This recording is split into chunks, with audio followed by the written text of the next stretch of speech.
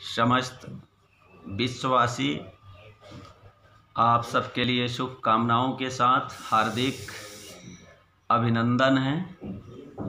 आप सब परम सुख समृद्धि पाएं, ईश्वर की कृपा आप सबके साथ रहें।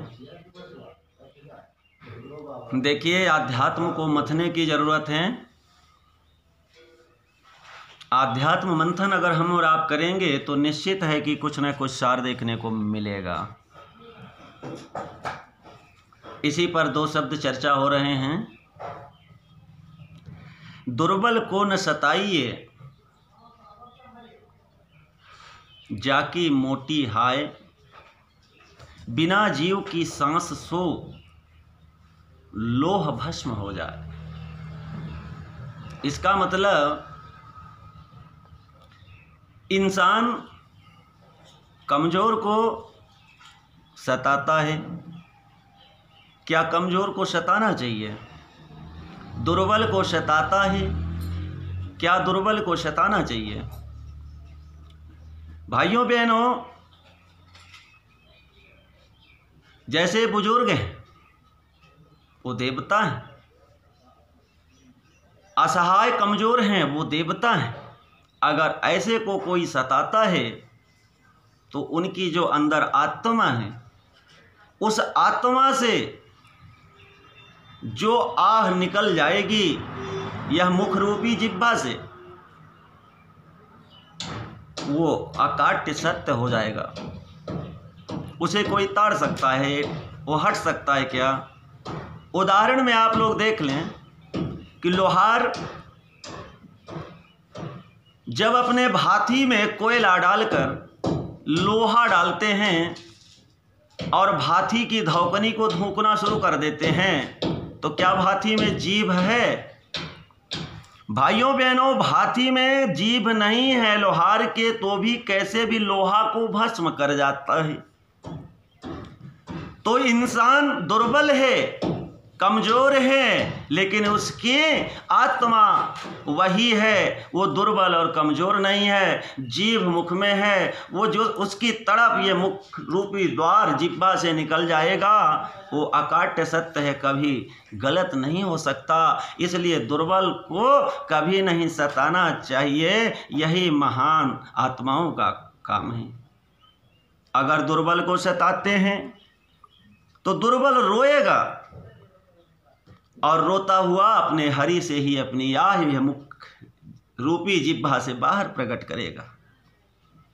इसलिए दया करना ही हमारा आपका धर्म है। जितना ही कमज़ोर पर दया हम और आप करेंगे, उतना ही हम और आप कृतार्थ हो जाएंगे, क्योंकि ये मानव का शरीर बड़े भाग से मिला है। दान दिए ना धन घटे, दान दिए ना धन घटे, नदी न संचे नीर। अपनी आँखी देख लें, क्या कहे ये संत, क्या कहें ये महंत। अगर भाइयों बहनों आप लोगों ने सुना होगा, देखा भी होगा, क्या दान देने वाले व्यक्ति के कोषागार धन से खाली हो जाते हैं? अगर दान दे दिया तो क्या उसका कोषागार धन से खाली हो गए? नहीं। नदी में पानी बहते रहते हैं, क्या नदी संचय करती हैं? नदी का पानी को इकट्ठा करती हैं? नहीं। फिर भी क्या नदी में पानी घटता है? इसी प्रकार दान देने से कभी धन नहीं घटता, क्योंकि धन की गतियां तीन हैं। प्रथम गति है दान, दान दान जो करते हैं परम कल्याण। दूसरी गति है भोग, भोग का मतलब खा लें और खिलाएं, अच्छे कार्य करें और करवाएं।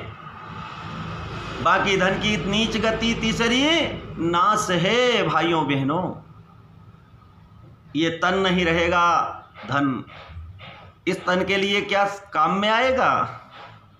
इसलिए तीसरी गति धन की कभी नहीं होने देनी चाहिए।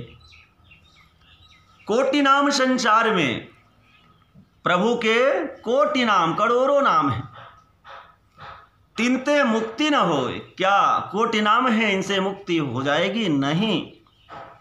मूल नाम जो गुप्त हैं, जाने बिरला कोय। प्रभु का मूल नाम, मूल माने जड़। हर इंसान वृक्ष के जड़ में ही पानी डालते हैं। भाइयों बहनों, बड़ा वृक्ष होता है पर पानी कहाँ डाला जाता है? मूल माने जड़ में ही। तो प्रभु के मूल नाम जड़ जो हैं, जहाँ से हरियाली भर जाती है, दसों दिशाओं में डालियाँ आ जाती हैं, वृक्षों में फलों से लद गए और दसों दिशाओं में जब तैयार हुए तो जिसे भूख लगी है देख कर प्रेम से 2 फल उतारे।